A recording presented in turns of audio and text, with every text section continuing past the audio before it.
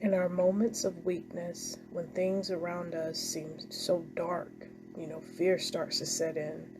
The first thing we like to do is we panic, we cave, we reach for alcohol or anything that can temporarily make us feel better.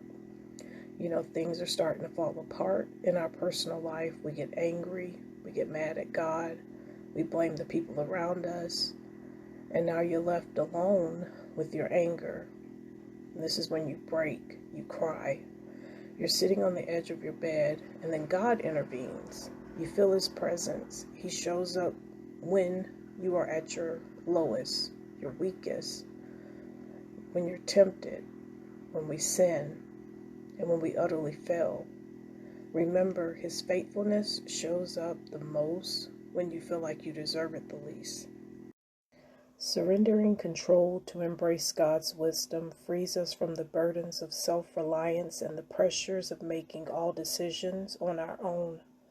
It relieves us of the weight of constantly figuring things out and grants us the peace that comes from knowing we are not alone in navigating life's complexities.